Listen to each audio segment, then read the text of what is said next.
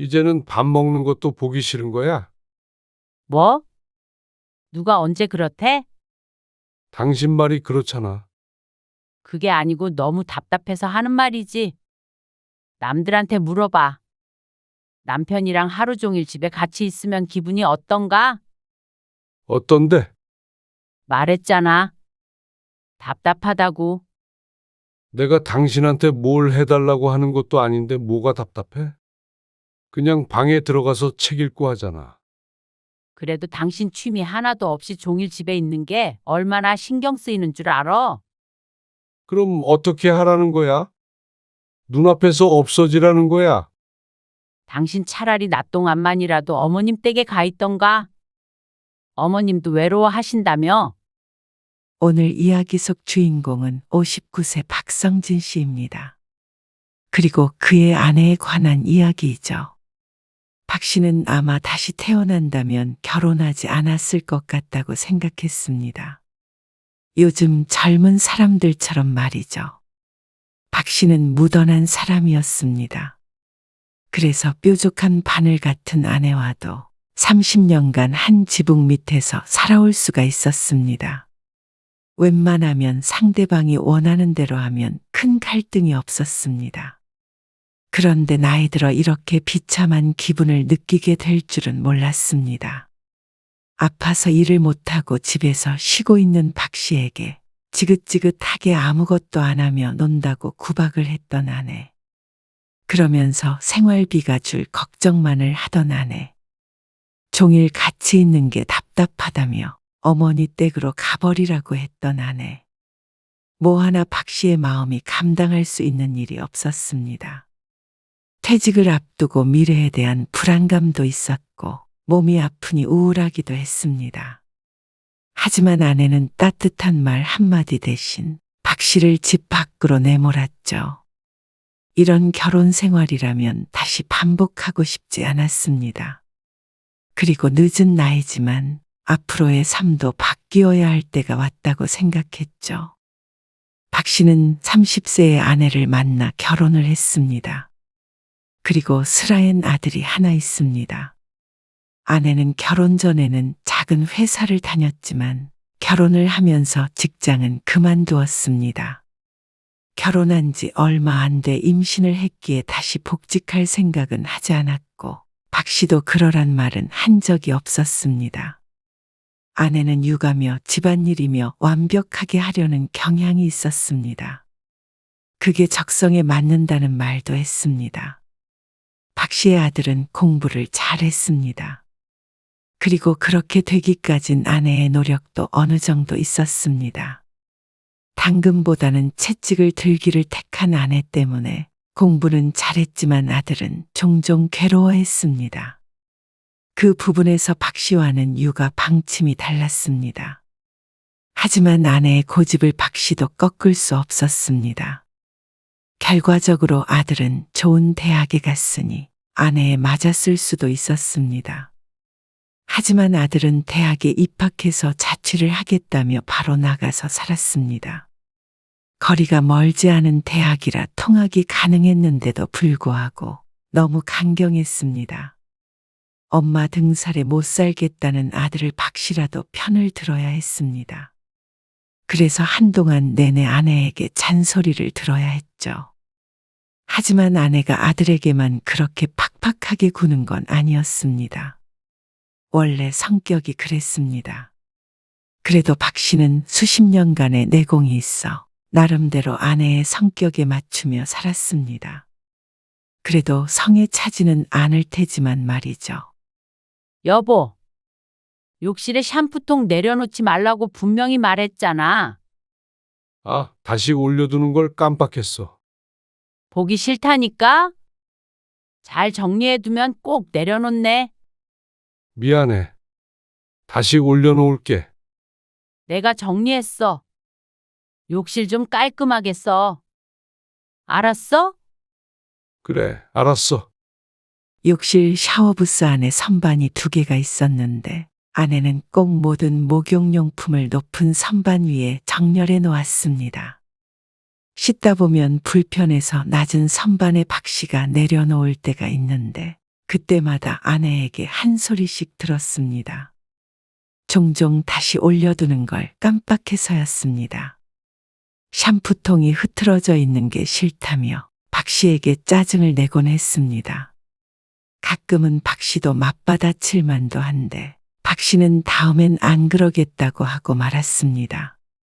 실제로도 안 그러려고 노력도 했고 말이죠.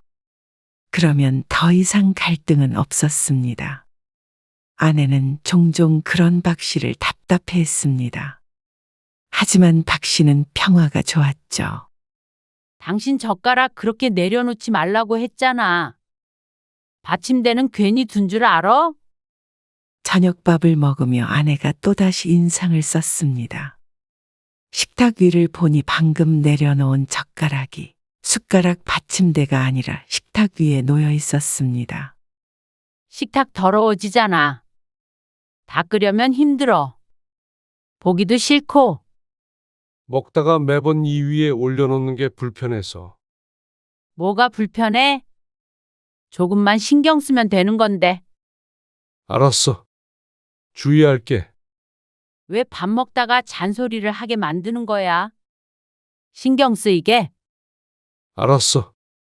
얼른 먹어. 이것 봐. 여기다 내려놨지? 그제서야 박 씨의 손에서 눈을 떼는 아내. 흰밥에 김치 올려놓지 말고 지저분해서 보기 거북해. 박 씨는 아내 모르게 작게 한숨을 내쉬었습니다.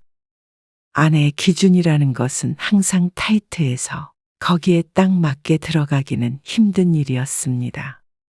하지만 이제는 그러려니 했습니다. 신혼 때는 다투기도 했지만 거진 30년을 부대끼며 살다 보니 박 씨도 적응이 됐습니다. 물론 박 씨도 불만이 없을 수는 없겠지만 어떻게 서로의 모든 게 마음에 들 수 있나 싶었습니다. 부부란 그런 것조차 함께 맞춰가는 가족이라고 생각했습니다. 적어도 박 씨는 그렇게 생각했습니다.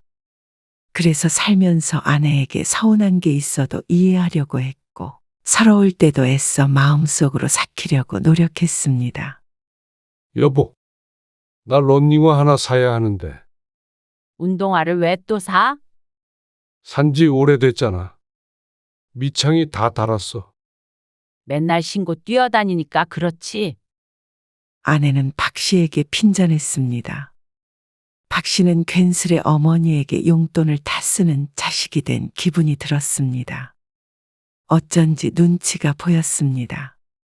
돈 관리는 아내가 했기에 큰 돈을 쓸 땐 꼭 이런 과정을 거쳐야 했습니다. 박 씨의 한 달 용돈이 20만 원이었기 때문이었습니다. 박 씨는 크게 돈 쓸 일이 없었습니다. 특별히 자주 만나는 친구도 없었고 거의 매일 회사와 집만 왔다 갔다 했습니다. 가끔 가다 약속이 있으면 돈을 쓰긴 했지만 박 씨는 20만 원이면 넉넉하진 않아도 지낼 만은 하다고 생각했습니다. 유일한 취미라고는 혼자서 동네를 뛰는 것뿐이었습니다. 전문적으로 뛰는 것은 아니었고 적당한 속도로 1시간 정도 뛰는 게 좋았습니다. 혼자 생각하는 시간을 갖기도 하고 풍경을 즐길 때도 있고 땀을 흠뻑 흘렸을 때의 상쾌함도 좋았습니다. 그래서 박 씨가 유일하게 소비하는 건 반년에 한 번 정도 사는 운동화밖에 없었습니다. 하지만 그런 건 대부분 가격이 나가기 때문에 카드를 긁기 전에 아내에게 말을 해야 했습니다. 얼마짜린데? 한 15만 원 정도. 뭐? 왜 그렇게 비싼 걸 사? 사실 더 비싼 건 얼마든지 있었습니다. 그리고 물론 싼 것도 많았습니다. 하지만 이틀간 고심해서 고른 신발이었습니다. 어차피 신발이 다 똑같은데 한 옷 6만 원짜리 사서 신으면 안 돼? 그러면 발 아파. 당신 용돈으로 사면 되잖아. 15만 원짜리면 충분하네. 그리고 5만 원 가지고 어떻게 한 달을 살아? 돈 쓸 데도 없으면서. 그러자 아내가 박 씨에게 눈을 흘겼습니다. 돈 잡아먹는 귀신이야. 아무튼간 그러면서 카드로 사라고 덧붙였습니다. 가끔 이럴 땐 회의감이 들긴 했습니다. 다들 박 씨가 한 달에 용돈으로 현금 20만 원을 받는다고 하면 놀라곤 했습니다. 그런데 아내는 박 씨에게 나가는 돈이 못내 아까운 듯 했습니다. 물론 가정을 위해 아끼려고 하는 것이겠지만 그래도 좀 서운하긴 했습니다. 현수 결혼도 시키고 우리 노후도 챙겨야 할 거 아니야? 그러려면 당신이 벌어다 주는 돈으로 생활비 빠듯해. 알았어. 한숨 쉬며 알았다고는 했지만 생활비가 빠듯할 만큼 어려운 상황은 아니었습니다. 집도 대출을 다 갚았고 아들도 취직해서 돈을 잘 벌고 있었습니다. 그동안 혼자 벌었지만 사치한 적이 없으니 모아둔 돈도 있었고 말이죠. 그런데도 아내는 늘 돈 타령이었습니다. 안 그래도 알뜰하게 살긴 하지만 그런 아내를 박 씨가 도와야 한다고 생각했습니다. 그래서 어지간한 일엔 소비를 하지 않으며 살았습니다. 그러던 어느 날이었습니다. 차가 고장이 나서 대중교통으로 출퇴근을 한 일주일 했는데 차를 찾으러 가기로 한 바로 전날에 교통사고가 났습니다. 생명이 위독한 것은 아니었지만 무릎과 허리를 다쳐서 수술을 해야 했습니다. 허리는 심각한 상태는 아니었지만 무릎은 최소 3개월간은 회복이 필요하다고 했죠. 이러다 당신 회사에서 잘리는 거 아니야? 퇴직이 얼마 안 남은 상태인데 정말로 그럴지도 몰랐습니다. 휴직을 하긴 했지만 이참에 그만두는 게 어쩌면 회사에서 바라는 것일 수도 있었죠. 3개월이면 일상생활 가능하다고 하잖아. 아, 그러니까 왜 잘 보지도 않고 길을 건너? 이 소리는 사고가 난 뒤에 아내에게 10번도 넘게 들은 말이었습니다. 초록불에 건너다 우회전하는 차량에 부딪혔는데 아내는 그로 인해 회사에 못 나가게 되어 박 씨가 미운 모양이었습니다. 박 씨는 크게 다치지 않아 다행이라고 생각했지만 아내는 불만이 많아 보였습니다. 박 씨는 퇴원 후에 집에 있었습니다. 오늘도 집에 있을 거지? 그래야지. 언제 돌아다닐 수 있대? 나가려면 나갈 수 있는데. 불편해서 뭐하러 나가. 목발을 짚고 걸을 수 있는데 통증도 있고 불편하기도 해서 박 씨는 거의 집에만 있었습니다. 팔을 다쳤다면 좀 더 자유로울 수 있었을 텐데 무릎이라 참 괴로웠습니다. 스스로 집에 있는 걸 좋아하는 성향이라고 생각했지만 사람이 집에만 있으면 머리가 좀 이상해지는 기분이 들었습니다. 달리기는 다 낫고도 못하겠네. 1년은 있어야겠지. 아이고, 운동화가 굳었어. 아내의 말에 박 씨는 고개를 절레절레 저으며 책을 집어들었습니다. 박 씨는 집에 있는 동안 책을 읽거나 TV를 보거나 하는 것밖에는 할 게 없었습니다. 하지만 답답해한다고 달리 할 수 있는 것도 없었습니다. 그런데 박 씨보다도 답답해하는 게 어쩌면 아내인 것 같았습니다. 도대체 언제나? 영양제 좀 팍팍 먹으라니까? 아내가 알 수 없는 영양제 5알을 건네며 말했습니다. 아침에 먹었어. 근데 왜 이렇게 안 낫는 거야? 너무나도 짜증스럽게 내뱉는 말에 박 씨도 미간이 좁혀졌습니다.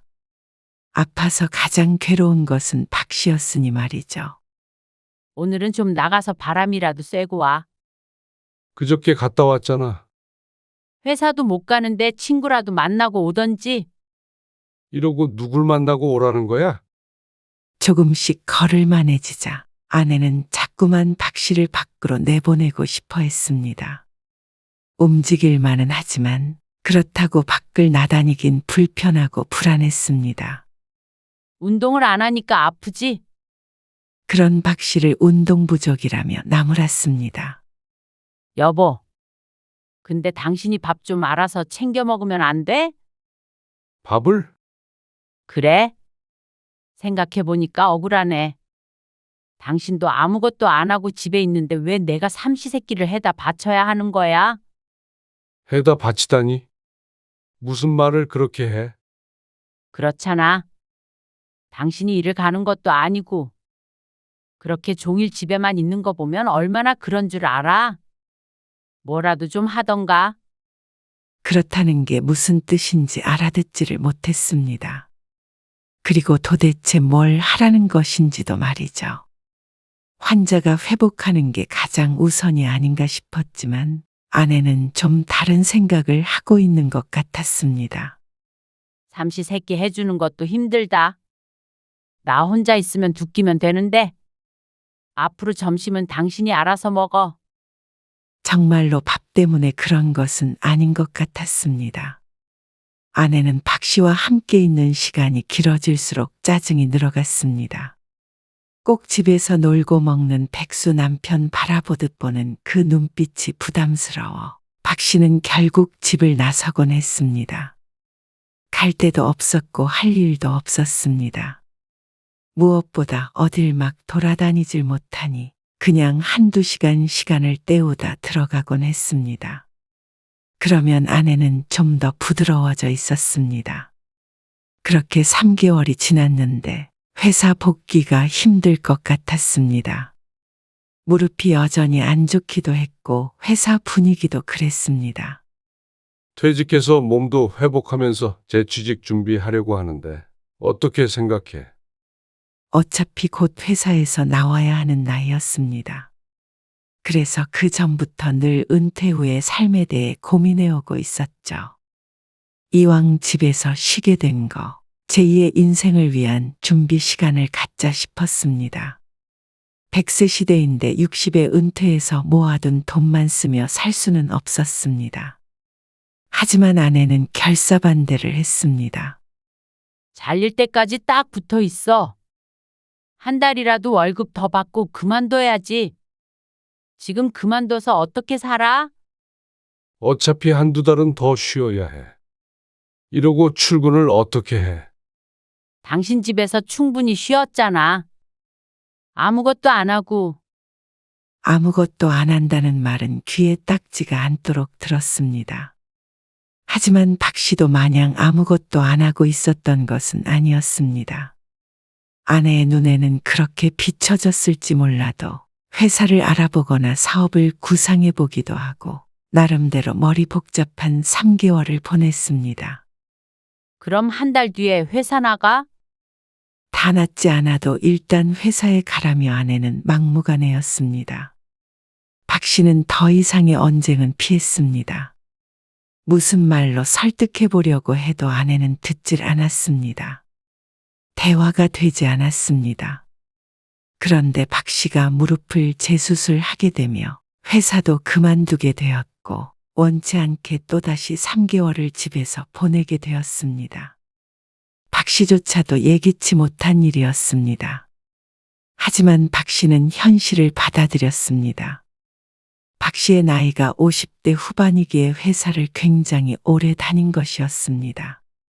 앞으로 1, 2년 정도 남았습니다. 그전에도 은퇴 얘기 종종 했었기에 시기가 맞물렸다는 생각이 들었습니다. 그런데 아내는 박 씨가 집에서 놀고 먹는 게 편해서 일을 그만뒀다고 생각하는 눈치였습니다. 박 씨가 집에 있는 걸 못마땅하게 생각했던 아내였으니 말이죠. 설마 싶었습니다. 하지만 퇴직을 하고 나서 아내의 대우가 더 나빠졌습니다. 아, 걸리적 거리게 왜 자꾸 왔다 갔다 해? 점심 먹으려고 부엌에 가. 냉장고에 뭘 사두기만 하면 금방이야. 아주 그냥 그 말에 박 씨의 걸음이 멈춰섰습니다. 집에만 있으면서 먹어대니까 그렇지. 아내는 계속해서 투덜거렸습니다. 밥을 차려달라고 한 것도 아니고 알아서 먹겠다는데도 그것마저 꼴보기 싫은 것처럼 인상을 썼습니다. 박 씨는 아내의 말이 가슴에 박히는 듯 했습니다. 이제는 밥 먹는 것도 보기 싫은 거야. 뭐? 누가 언제 그렇대? 당신 말이 그렇잖아. 그게 아니고 너무 답답해서 하는 말이지. 남들한테 물어봐. 남편이랑 하루 종일 집에 같이 있으면 기분이 어떤가? 어떤데? 말했잖아. 답답하다고. 내가 당신한테 뭘 해달라고 하는 것도 아닌데 뭐가 답답해? 방에 들어가서 책 읽고 하잖아. 그래도 당신 취미 하나도 없이 종일 집에 있는 게 얼마나 신경 쓰이는 줄 알아? 그럼 어떻게 하라는 거야? 눈앞에서 없어지라는 거야? 박 씨도 다소 격앙된 어조로 말했습니다. 아내에게 답답한 건 오히려 박 씨였습니다. 그러자 아내가 대꾸했습니다. 당신 차라리 낮 동안만이라도 어머님 댁에 가 있던가? 박 씨의 어머니 집은 차 타고 10분 거리였습니다. 아직 운전이 힘들었지만 버스를 타도 금방 도착하는 곳이었습니다. 아내는 그게 좋은 아이디어라도 되는 것처럼 눈을 빛내며 말했습니다. 박 씨는 잠시 허공을 쳐다보며 호흡을 가다듬었습니다. 그렇지 않으면 아내에게 모진 말을 내뱉을 것 같았습니다. 어머님도 외로워하신다며? 그 얘긴 1년 전에 나왔던 말이었습니다. 가까이 살던 박 씨의 누나가 피치 못할 사정으로 멀리 이사를 하는 바람에 어머니 홀로 외로워한다고 말이죠. 그때는 듣는 신용도 안 하던 아내였습니다. 그래. 그러면 되는 거야. 진짜 갈 거야? 그래. 낮에는 어머니한테 가 있을게. 됐지? 결국 그렇게 하기로 했지만 박 씨에겐 조금 충격적이긴 했습니다. 어쩐지 집에서 쫓겨난 기분이었습니다. 하지만 그렇게 신경 쓰이고 힘들다는데 무릎이 나을 때까지만이라도 눈앞에서 사라져주자 싶었습니다. 박 씨도 곧 다시 어디든 들어가서 일을 하게 될 테니 그때는 좀 낫지 않을까 생각했죠. 집에서 쫓겨났어? 쫓겨나긴 왜 쫓겨나요? 안 그럼 몸도 안 좋다는 애가 왜 자꾸 찾아와? 많이 회복됐어요. 어머니 혼자 계시니까 적적할까봐 오는 거죠. 적적하기는 젊은 애가 또 하필이면 무릎을 다쳤어. 그렇게 말하는 박 씨의 어머니가 오히려 절뚝거리고 있었습니다. 박 씨는 차라리 잘 됐다고 여기기로 했습니다.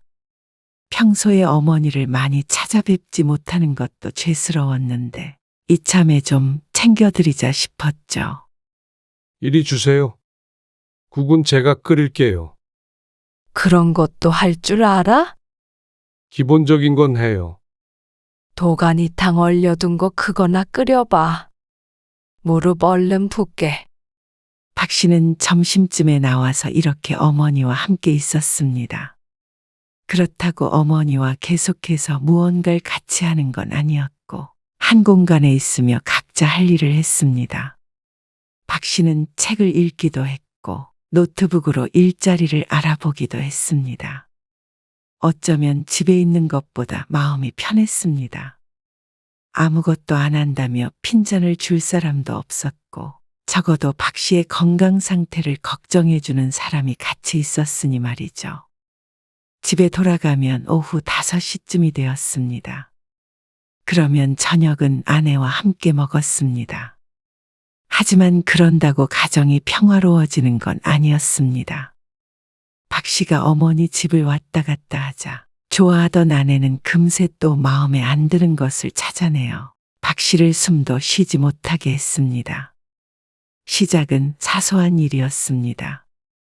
평소에 집에서 박 씨의 이런 행동이 마음에 안 든다며 지적하던 아내가 결국 하고 싶은 말은 하나였습니다. 그래서 일할 때는 알아봤어? 알아보고 있다고 했잖아. 그때까지 우린 손가락 빨고 있는 거야? 무슨 손가락을 빨고 있다고 그래. 생활비가 없는 것도 아니잖아. 매달 들어오던 돈이 안 들어오잖아. 일을 안 하는데 당연하지. 그래서 알아보잖아. 그러니까 무릎을 왜 다치냐고? 나도 갑자기 뺨이라도 맞은 기분이야. 뭐? 사고가 난 걸 어떻게? 보험금도 받았잖아. 그게 얼마나 한다고. 나도 이것저것 생각하고 있으니까 조금만 기다려. 왜 자꾸 사람을 못 살게 구는 거야? 뭐? 못 살게 굴어? 누가? 내가? 아내는 어이가 없다는 듯이 말했습니다. 당신 역할이 도대체 뭐야? 돈 벌어오는 거 아니야? 당신이 가장이면 책임감을 좀 가지고 살아. 그 말에 망치로 머리를 한 대 맞은 것과 같은 충격을 받았습니다. 아내는 박 씨를 돈 벌어오는 기계쯤으로 생각하는 모양이었습니다. 그것도 고장난 기계 말이죠. 아내의 말에 화가 난 박 씨가 대꾸했습니다. 그러면 당신도 같이 취직하자. 뭐? 당신도 이제 애를 키워야 하는 것도 아니고, 우리 둘이 사는데 살림이 많은 것도 아니잖아. 나도 다시 일한다고 해도 전처럼은 못 벌 거야. 그만큼 시간도 많아지겠지. 집안일은 같이 하고 일도 같이 하자. 이제는 아내는 잠시 당황하더니 불같이 화를 냈습니다. 가정을 책임져야 하는 건 자신이 아니라 박 씨인데 왜 그 짐을 자기한테 지우려 하느냐며 말이죠. 세상에서 가장 편한 공간이 내 집이어야 하는데 이제는 그게 아니었습니다. 하루 종일 집에서 눈치 보고 아픈 몸으로 어머니 집에 피신 가 있는 것도 비참했습니다. 정말 너무한 거 아니야? 어떻게 그런 식으로 말을 할 수가 있어? 그건 주부로서 내가 지금까지 한 일들을 부정하는 말이야. 당신 여태 고생한 거 부정할 생각 없어. 앞으로 삶은 똑같이 고생하자는 거잖아. 그게 문제야? 왜 말을 그따위로 해? 진짜 서러워서 살 수가 없다. 그따위? 먼저 그렇게 말한 게 누군데 그래. 그리고 말이야, 진짜 서러워야 할 사람은 당신이 아니라 나야. 당신이 나 아프고 나서 따뜻한 말 한마디 건넨 적이나 있어. 참, 이런 당신과 살았다는 게 서글프다. 뭐? 돌봐주길 바란 것도 아니었는데 작은 위안도 되지 못했던 아내.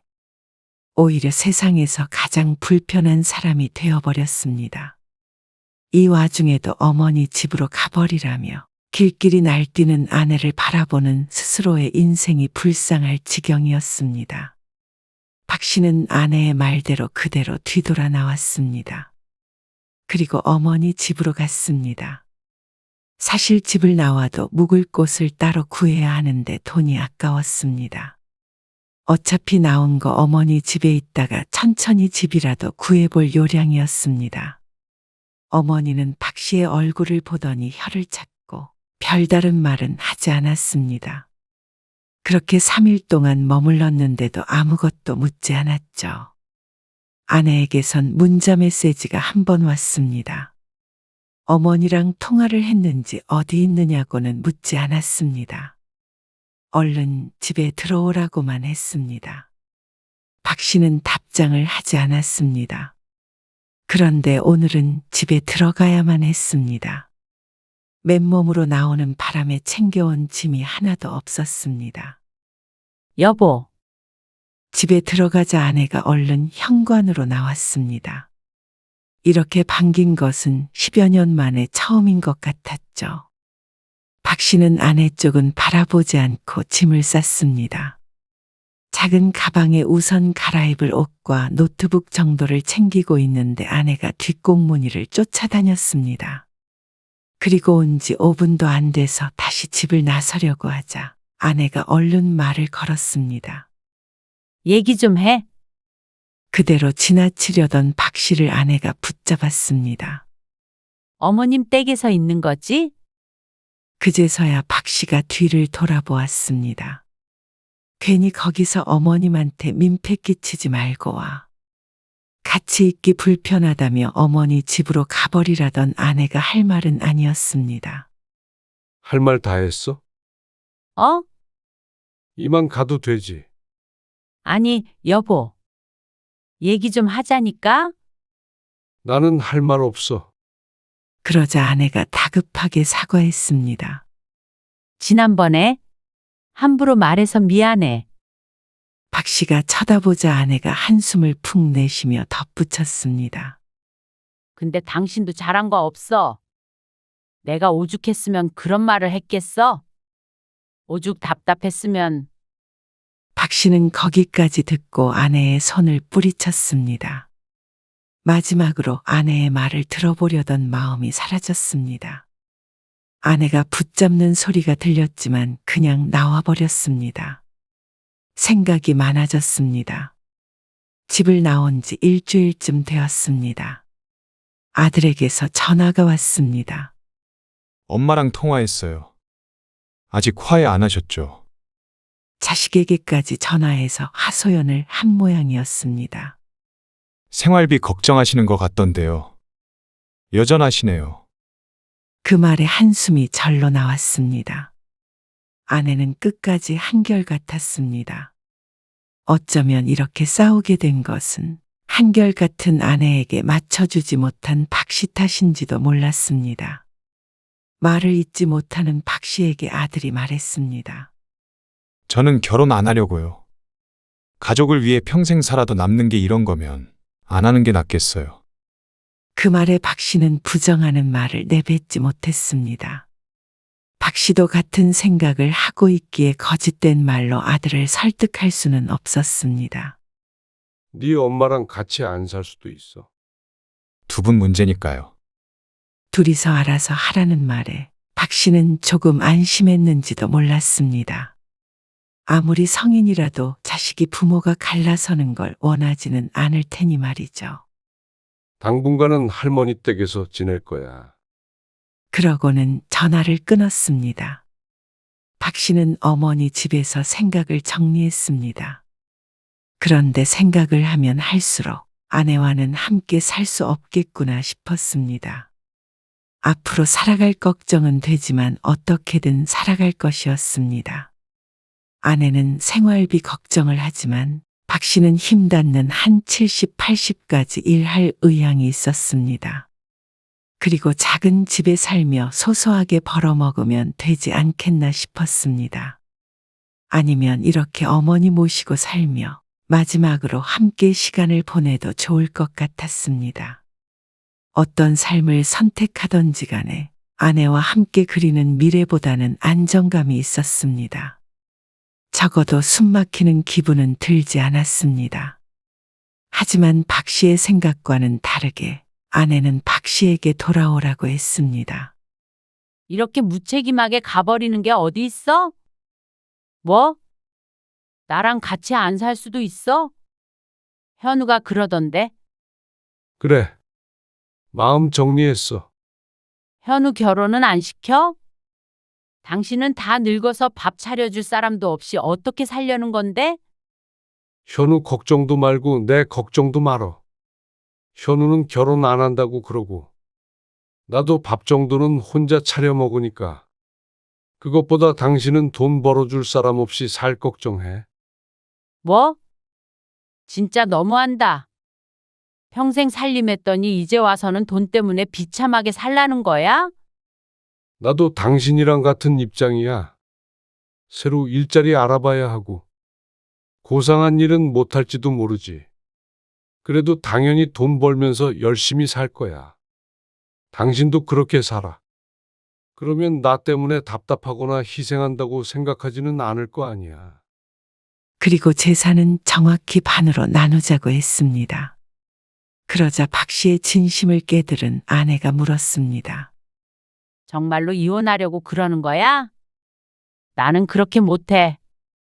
돈? 못 줘? 당신이 안 주면 법원 통해서 받을게. 나한테 이러는 거 아니야. 평생 가정을 위해서 희생하고 헌신했는데 이렇게 헌신짝 버리듯이 버리는 거 아니야. 헌신? 희생? 그건 당신만 한 거 아니야. 그래도 난 부부가 서로 위하며 살아야 한다고 생각했어. 그렇게 살면 되잖아. 당신이랑은 그게 안 될 것 같다. 당신이 돈 못 버는 남편은 필요하지 않듯이. 내 몸 아픈데 일하러 나가라고 화내는 아내는 나도 필요 없어. 그러자 아내가 꿀먹은 벙어리가 됐습니다. 박 씨는 집으로 돌아가지 않았습니다. 미안해. 여보, 내가 생각이 짧았어. 이혼은 안 돼. 그땐 그냥 그 상황이 답답해서 그런 거야. 당신이 답답해서 그런 거 아니고. 아내는 뒤늦게 울면서 이혼만은 하지 말자고 했지만 박 씨의 마음은 돌아섰습니다. 내 스스로가 불행해서는 안 되겠다 싶었습니다. 더 이상은 불쌍해지고 싶지 않았습니다. 그래서 박 씨는 아내와 이혼을 택했습니다. 퇴직하고 제2의 인생을 준비한 것처럼 아내 없는 노후 인생을 계획했습니다. 비록 부부가 알콩달콩 보내는 노후는 아닐지언정 마음은 편했습니다.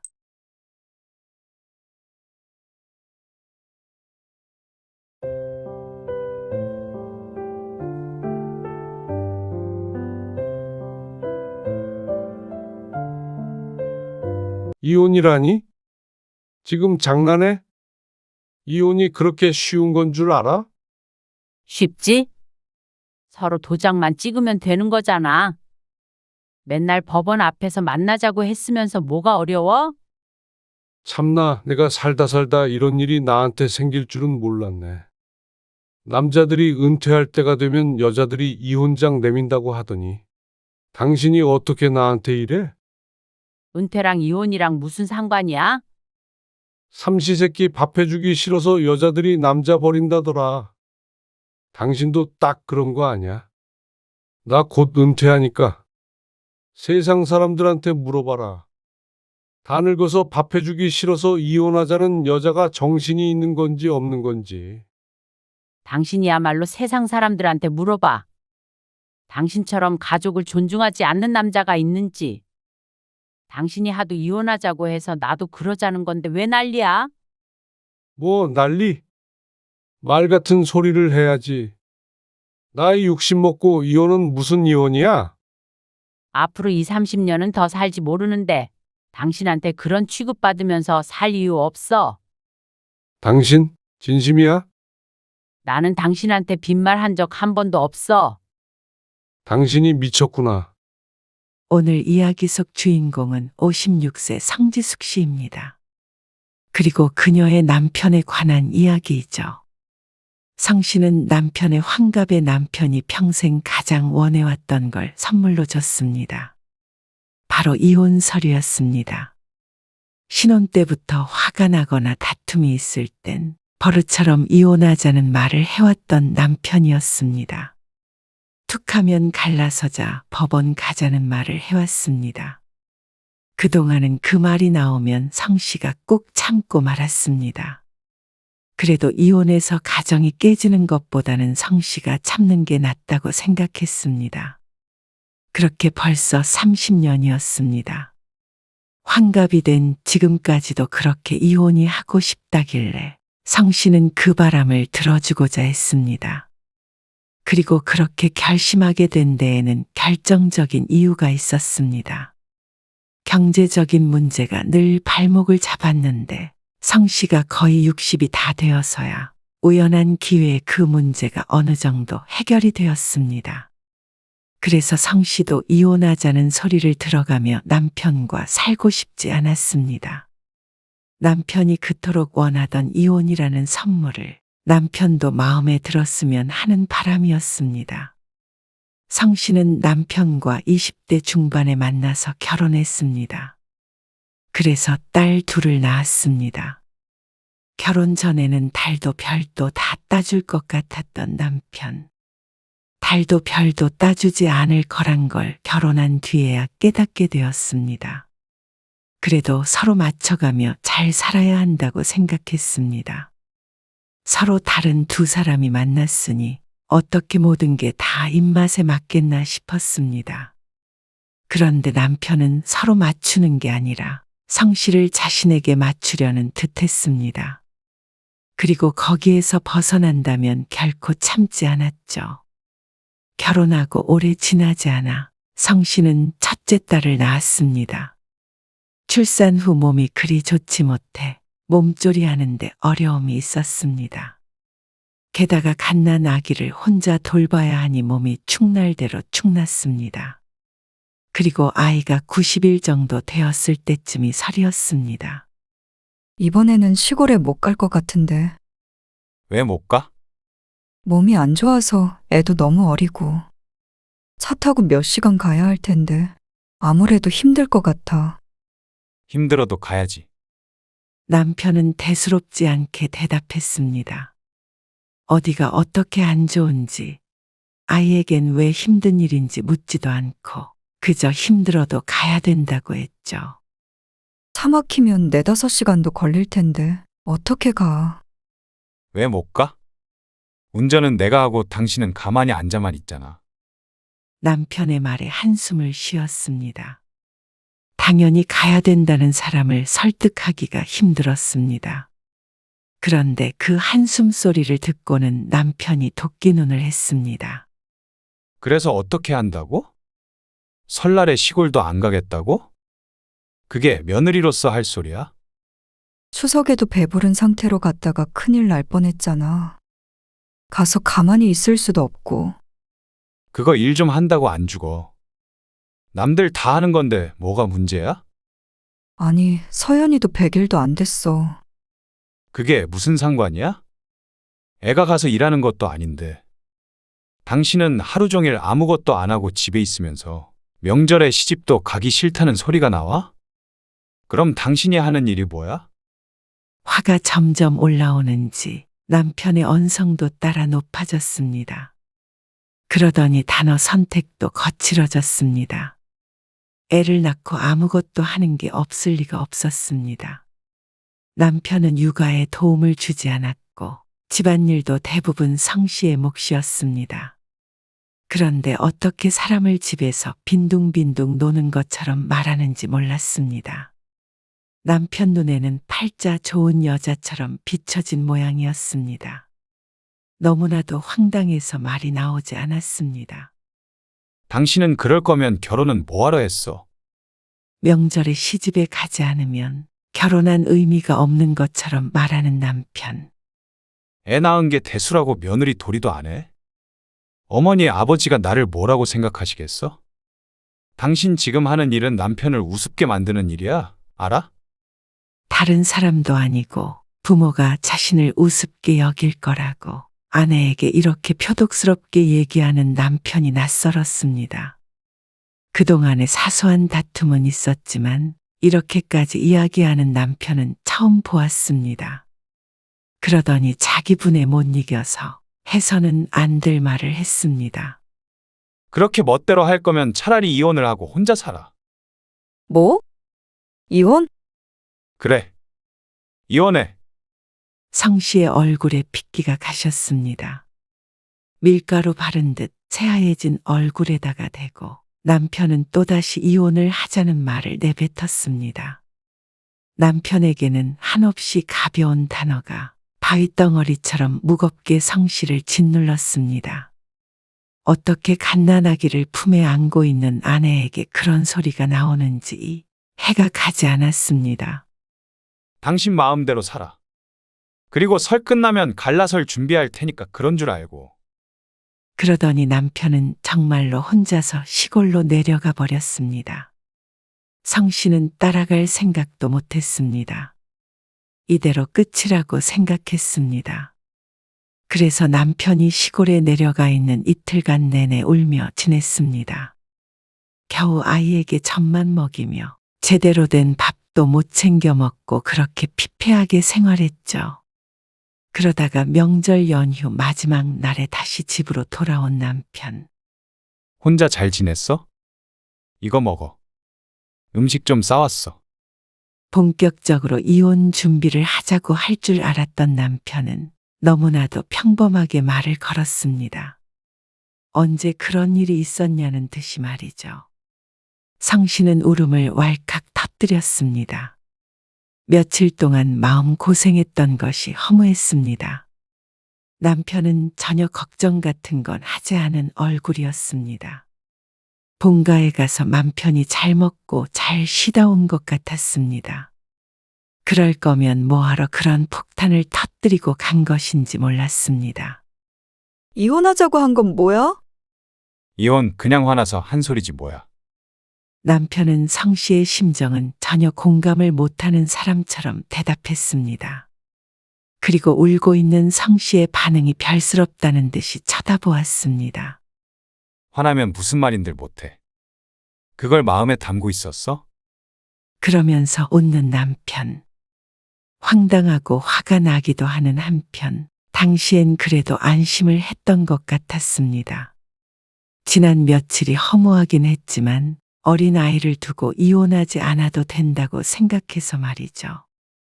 그렇게 성 씨는 남편과 얼렁뚱땅 화해를 하게 됐습니다. 그런데 그게 시작이었습니다. 아, 그냥 이혼해. 남편은 사소하건 큰일이건 마찰이 있으면 꼭 끝에는 이혼하자는 소리를 했습니다. 처음엔 그 소리를 들을 때마다 놀라서 눈물을 흘렸지만 나중엔 성 씨도 화가 났습니다. 그 버릇을 고쳐야겠다는 생각도 했습니다. 왜 툭하면 이혼하자고 하는 거야? 정말 이혼하고 싶어서 그래? 뭐? 그래. 이혼하고 싶어서 그런다. 이혼하지도 않을 거면서 그러는 버릇 고쳐. 하지만 자존심 센 남편이 화가 났을 때 이렇게 성 씨가 받아치면 걷잡을 수 없는 상황이 되곤 했습니다. 법원으로 와. 아니다. 집에서 나가. 애는 두고 맨몸으로 나가. 거의 집에서 끌어낼 것처럼 거칠게 성 씨의 팔을 잡아 끌기도 했습니다. 그리고 또 저녁 때가 되면 뭐가 먹고 싶다 하며 아무렇지도 않게 말을 걸곤 했죠. 그러니 이혼하자는 말이 빈말인 건 진작에 알 수 있었습니다. 하지만 들을 때마다 기분은 바닥을 쳤습니다. 속이 부글부글 끓고 가슴이 쪼개질 듯 서글펐습니다. 물론 매일 그런 것은 아니었습니다. 그렇게 밥 먹듯이 싸웠으면 가정이 유지가 될 수가 없었겠죠. 평소의 사이는 나쁘지 않았습니다. 하지만 한 번씩 싸우면 대화는 꼭 똑같이 흘러갔습니다. 이혼이라는 단어가 지긋지긋해졌습니다.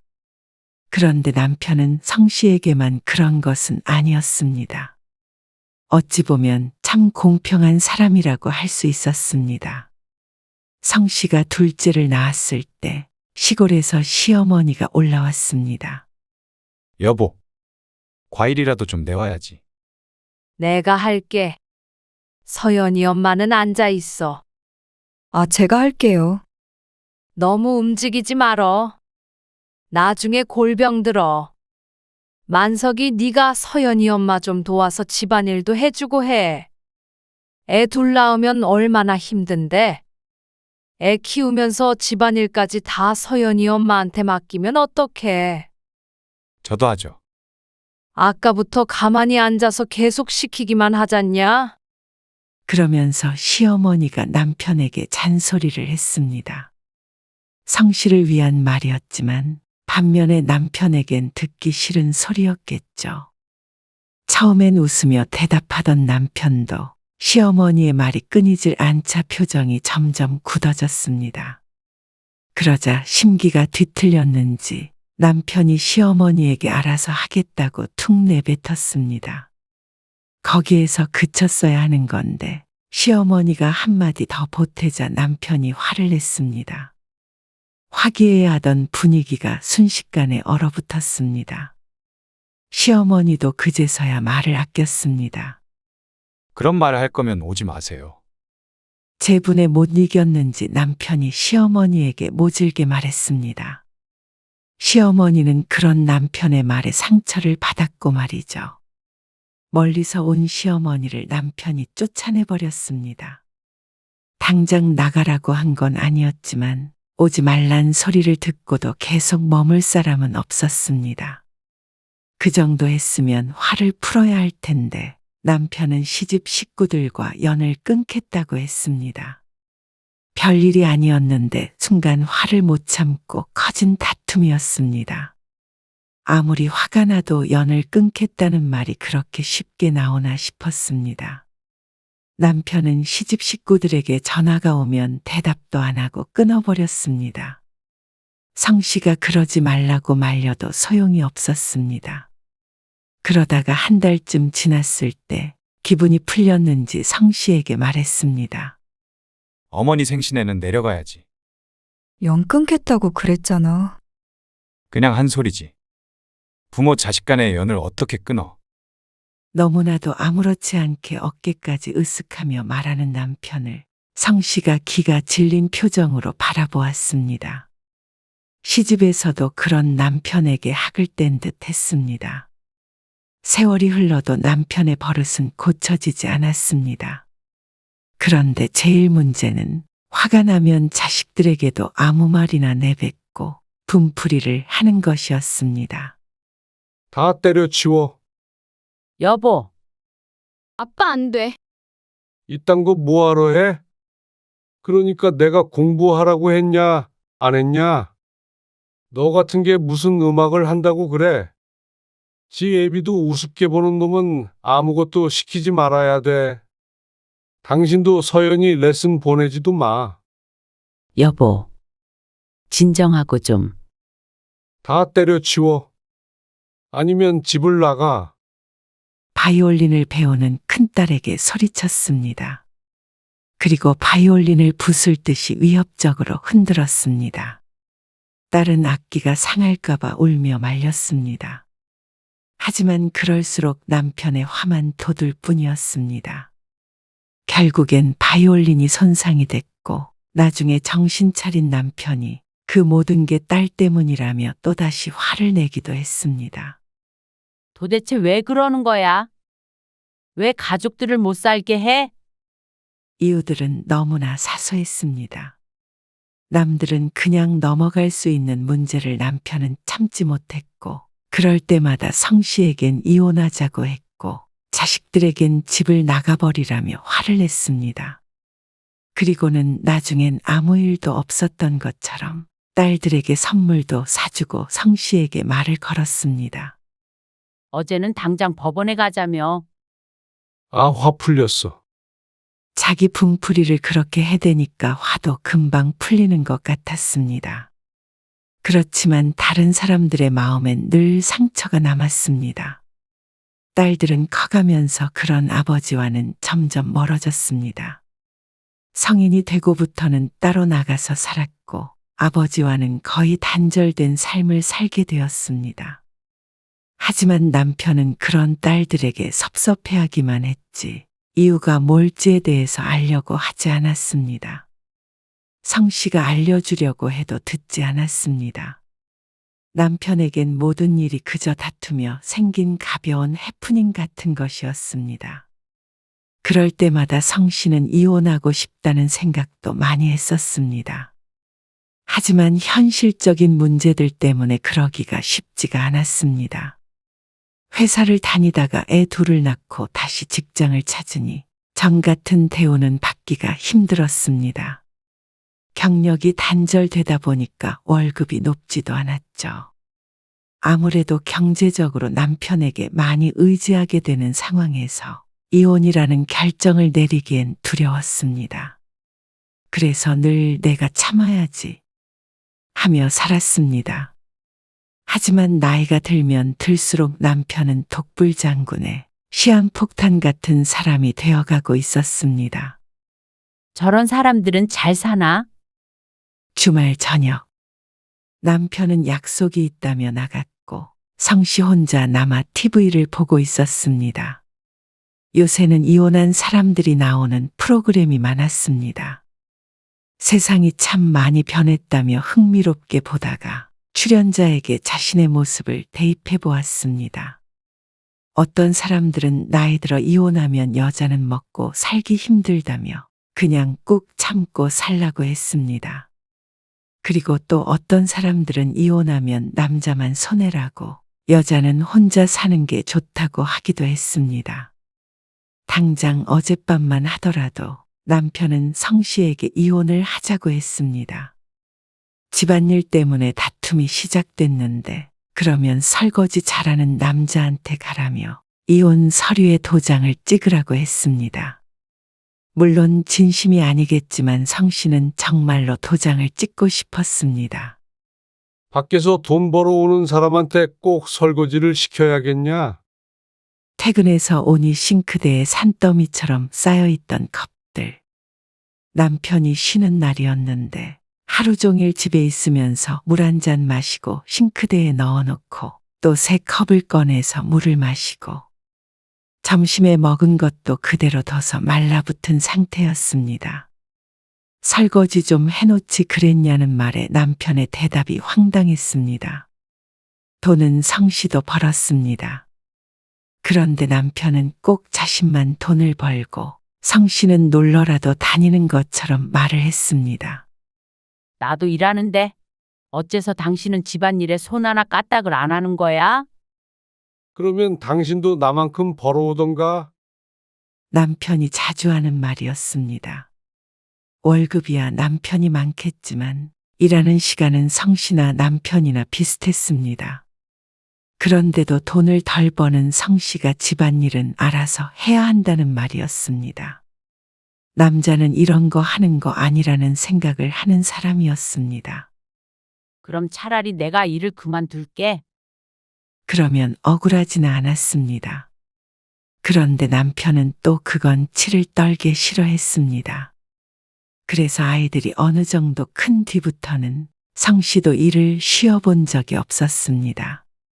당신이 번 걸로는 생활비 정도는 낼 수 있잖아. 그러면 성씨도 중요한 역할을 하는 것인데 늘 무시당하기 일쑤였습니다. 더럽고 치사했습니다. 어쩌다 이런 사람이랑 결혼을 했나 후회됐습니다. 나이가 들면 나아질 줄 알았는데 어째서인지 더 대화가 통하지 않게 되는 것 같았습니다.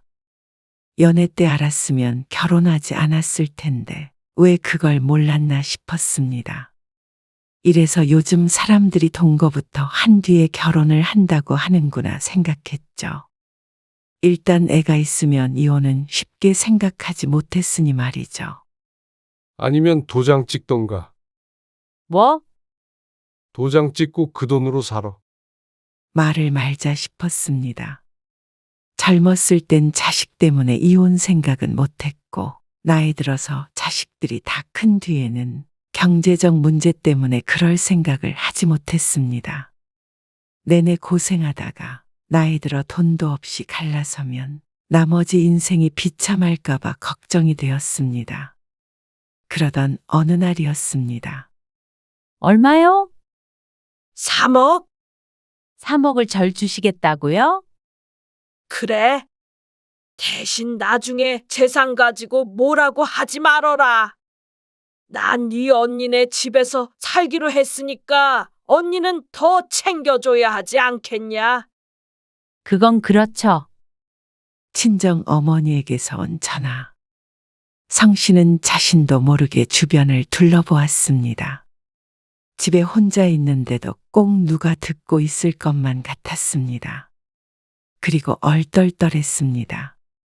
친정어머니가 최근 다리가 불편해졌는데 살던 집을 정리하고 큰언니 집으로 들어간다고 했습니다.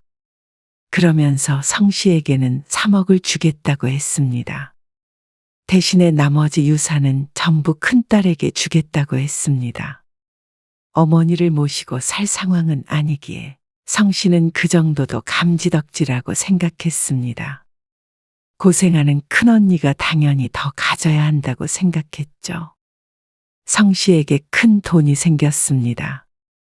그것도 남편은 모르는 돈 말이죠.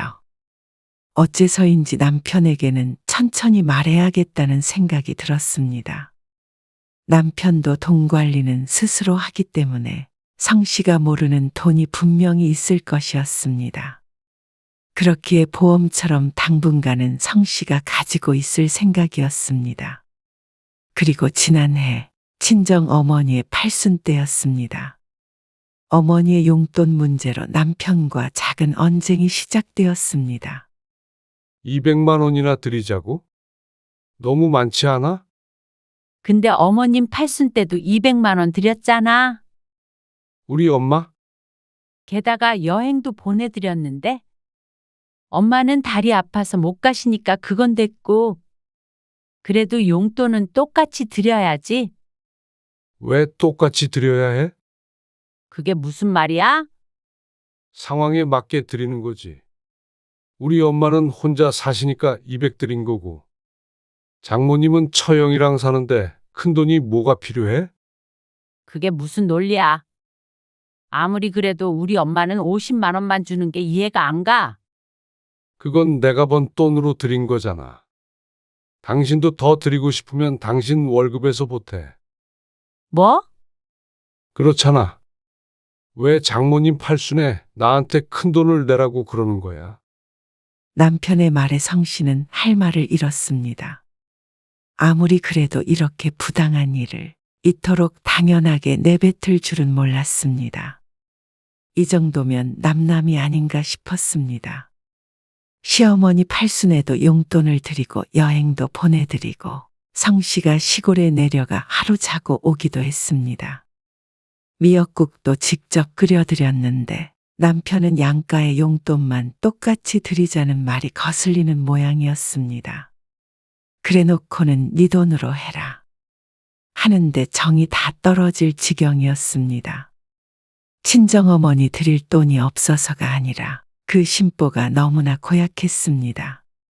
내가 당신한테 엄마 미역국을 끓여달라고 한 것도 아니잖아. 너무한 거 아니야? 미역국? 이상한 소리를 하네. 내가 미역국을 어떻게 끓여? 그리고 사위랑 며느리랑 같아? 뭐가 다른데? 아, 몰라. 당신이 알아서 드리던가 해. 당신은 남편이 뼈 빠지게 일해서 친정에 퍼다 주길 바래. 누가 퍼다 주래? 됐어. 그만 얘기해.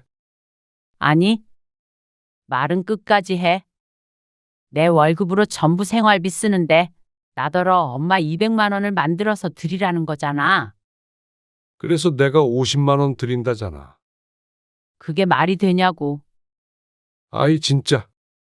장모님이 돈이 뭐가 필요하시냐고. 돈 안 필요한 사람이 어디 있어? 옛날에 우리 결혼할 때 엄마가 더 보태줬는데 왜 당신은 늘 당신 집만 신경 써? 뭐? 당신 집.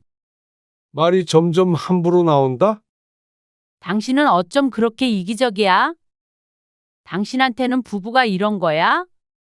성 씨도 화가 나서 참을 수가 없었습니다. 그동안 남편이 시집을 챙기는 만큼 성 씨도 친정을 알아서 챙겨야겠다 생각하며 살았습니다. 그런데 이렇게까지 처가를 등한시할 줄은 몰랐습니다. 다른 날도 아니고 팔순의 말이죠. 그랬더니 어김없이 남편의 입에서 나오는 말. 그렇게 불만이 많아서 나랑 어떻게 살아?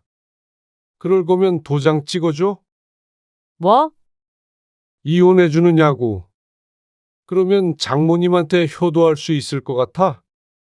남편은 단단히 착각하고 있었습니다. 이혼을 하면 성 씨가 땡전 한 푼 없이 쫓겨날 것이라고 생각하는지도 몰랐습니다. 성 씨도 이혼을 하면 경제적으로 힘들어질 거라곤 생각했지만 그렇다고 성 씨가 전혀 기여한 바가 없는 게 아니었습니다. 풍족하게 살지는 못해도 먹고 살 수는 있었습니다. 그리고 성 씨에게는 믿는 구석도 있었습니다. 남편은 성 씨가 말이 없는 걸 가지고 꼬리를 내렸다고 착각한 모양이었습니다. 인심을 썼다는 듯이 장모님에게는 100만 원 드릴 테니 그렇게 하려고 일축했습니다. 참 고맙기도 했습니다. 성 씨는 한동안 남편과 대화를 하지 않았습니다. 남편은 성 씨가 토라졌다고 생각했습니다. 성 씨는 그 오해를 바로잡지 않았습니다. 남편은 평상시와 다르지 않았습니다. 성 씨의 마음속만 소용돌이가 치고 있었죠. 그리고 얼마 뒤가 남편의 환갑이었습니다. 그때 성 씨는 선물 대신 어떤 서류를 건넸습니다. 이게 뭐야? 당신 생일 선물. 생일 선물? 남편이 의아한 얼굴로 종이를 내려다보았습니다. 거기에 적힌 이혼이라는 단어에 남편의 눈이 크게 뜨였습니다. 이혼? 그러더니 이혼이라는 말을 2번 더 중얼거렸습니다. 얼른 와닿지 않는 단어인 듯 했습니다. 평생을 자기 입으로 내뱉었던 말인데 말이죠. 당신 환갑인데 내가 해줄 건 없고, 당신이 그동안 너무 바랬던 거 들어주려고. 어때? 이게 무슨 개소리야? 당신 늘 나랑 갈라서고 싶어 했잖아. 그래서 이참에 그 소원 들어주려는 거야. 남편은 당황한 듯 눈을 빠르게 깜빡거렸습니다. 무슨 말을 하는지 모르겠는데. 장난도 정도껏 해. 장난 아니야. 나도 당신이랑은 더 이상 같이 못 살겠어. 당신도 이혼하고 싶고 나도 이혼하고 싶으니까 이게 맞아. 이혼이라니? 지금 장난해? 이혼이 그렇게 쉬운 건 줄 알아? 쉽지? 서로 도장만 찍으면 되는 거잖아. 맨날 법원 앞에서 만나자고 했으면서 뭐가 어려워? 참나. 남편은 기가 막힌 듯 헛웃음을 짓더니 말했습니다. 내가 살다 이런 일이 나한테 생길 줄은 몰랐네. 남자들이 은퇴할 때가 되면 여자들이 이혼장 내민다고 하더니 당신이 어떻게 나한테 이래? 은퇴랑 이혼이랑 무슨 상관이야? 삼시세끼 밥 해주기 싫어서 여자들이 남자 버린다더라. 당신도 딱 그런 거 아냐? 나 곧 은퇴하니까 세상 사람들한테 물어봐라. 다 늙어서 밥 해주기 싫어서 이혼하자는 여자가 정신이 있는 건지 없는 건지. 남편은 성 씨가 이혼을 하자고 하니 평생의 버릇이 고쳐진 듯 굴었습니다. 이혼 얘기가 쏙 들어갔습니다. 원래는 이 타이밍에 한 번쯤은 이혼하자는 말이 나왔어야 했는데 말이죠. 당신이야말로 세상 사람들한테 물어봐. 당신처럼 가족을 존중하지 않는 남자가 있는지. 당신이 하도 이혼하자고 해서 나도 그러자는 건데 왜 난리야? 뭐? 난리. 말 같은 소리를 해야지. 나이 60 먹고 이혼은 무슨 이혼이야? 앞으로 20, 30년은 더 살지 모르는데 당신한테 이런 취급받으면서 살 이유 없어. 그러고 노후에 편히 살 것 같아? 당신 돈 있어. 이 집 반 나눠야지. 그걸로 전세 구해서 나갈 거야. 집만 있으면 어떻게 살아? 꼴랑 한 달에 200만 원 벌어서 말이야. 그건 내가 알아서 살 테니까 걱정 말고. 그제서야 남편도 심각성을 인지한 듯이 자세를 바로 했습니다. 당신 진심이야? 나는 당신한테 빈말 한 적 한 번도 없어. 그래서 성 씨는 그동안 이혼하자는 소리를 단 한 번도 한 적이 없었습니다. 농담처럼도 말이죠. 그리고 그걸 아는 남편은 얼굴이 질렸습니다. 당신이 미쳤구나. 그 말을 하더니 심각한 표정으로 허공을 바라보았습니다. 무언가 생각하는 듯 했습니다. 장모님 일 때문에 그런 거야? 성 씨가 입을 다물고 있자 남편이 변명하듯이 말했습니다. 내가 괜히 그것만 드린 줄 알아? 여행도 보내드리고 할 거야. 뭘 그걸로 서운해가지고 경솔하게 이혼 얘기까지 꺼내? 남편의 입에서 경솔이라는 단어가 나오는 게 너무 우스웠습니다.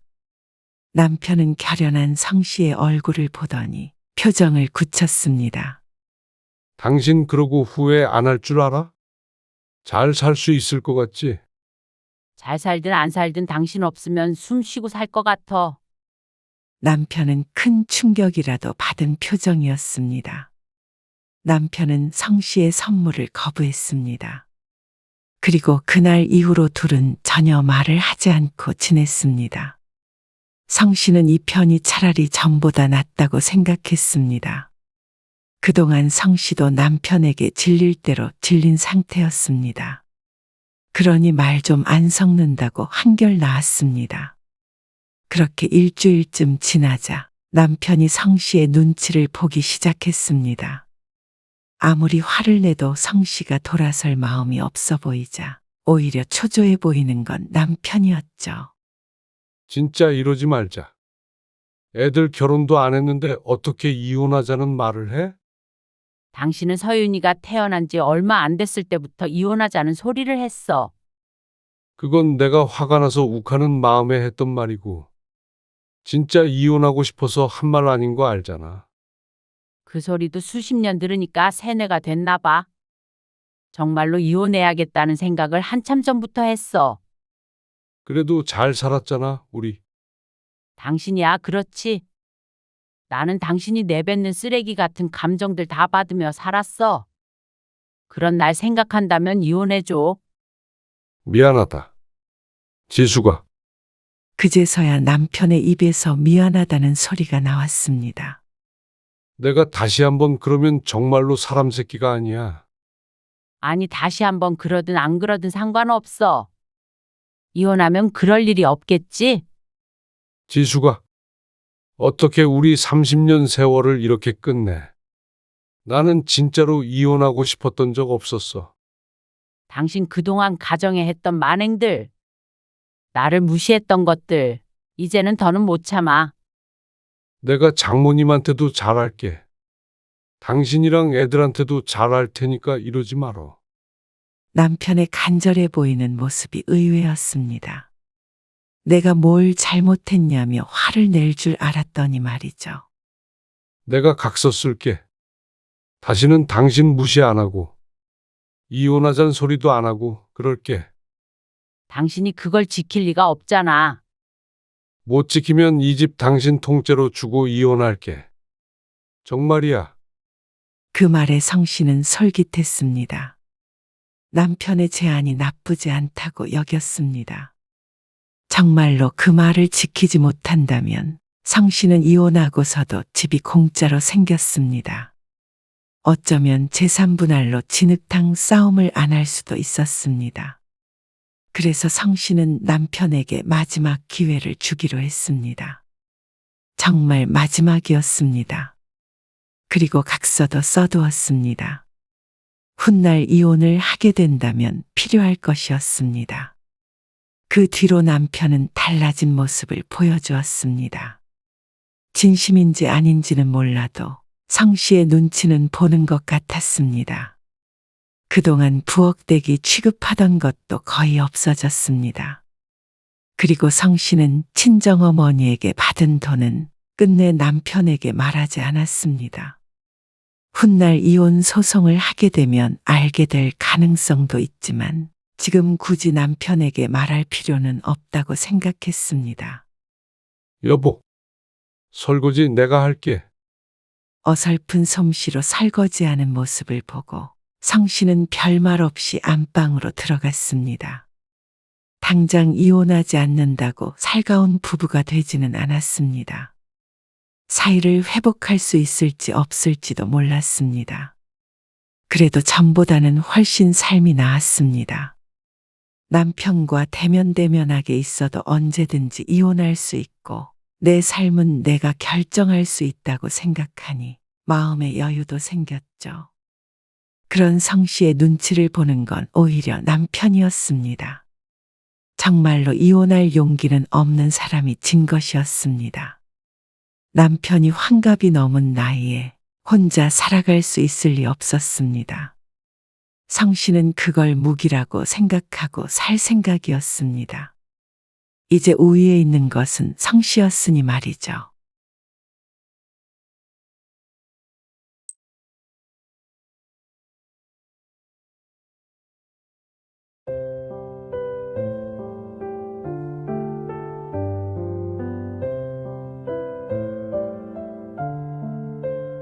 참, 이게 이상하게 꼭 이런 때 일이 생기네요. 너는 어떻게 주말에 하는 팔순잔치에 잠깐도 못 온다고 그러는 거야? 그게 일 때문에요. 몇 달 전부터 약속이 돼 있던 거잖아. 일이 갑자기 들어와서 그래요. 자고 가라는 것도 아니고 또 가깝잖냐? 와서 밥 먹고 얘기 좀 하다가 갈 시간도 없다는 거야? 어머님, 제가 다른 것도 아니고 일 때문에 바빠서 그런 거잖아요. 먹고 살려고 그러는 건데 그렇게 윽박을 지르시면 서운해요. 뭐? 제가 집에서 놀고 먹는 줄 아시는데요. 저도 집에서 일도 하고 그래요. 바쁜 걸 바쁘다고 그러는데 아버님 팔순잔치에 못 간다고 그렇게 말씀을 하세요. 바빠도 지난 설에도 가려고 제가 얼마나 노력했는 줄 모르시죠. 그리고 제가 딱 못 간다고 말씀드린 건 아니잖아요. 그럴 가능성도 있다는 거죠. 오늘 이야기 속 주인공은 74세 안덕희 씨입니다. 그리고 그녀의 아들과 며느리에 관한 이야기이죠. 안 씨의 작은 며느리는 특이했습니다. 아들과 결혼한 지 15년도 넘었지만 며느리는 한결같았습니다. 어떻게 시집에 행사만 있으면 팔팔하다가도 아프고 한가하다가도 바빠지는지 귀신이 곡할 노릇이었습니다. 한두 번쯤 그런다면 당연히 사정이 있겠거니 하겠지만 그런 세월이 거진 20년이 다 되어갔습니다. 아프다고 핑계대고 참석하지 않았다가 딸과 마주친 적도 있었습니다. 낯뜨겁다는 게 무엇인지도 모르는 며느리를 안 씨도 포기한 지 오래였습니다. 그렇게 오기 싫다면 오지 말아라 싶었죠. 하지만 그렇다고 시아버지 팔순애까지 바쁘다는 핑계로 오지 않을 줄은 몰랐습니다.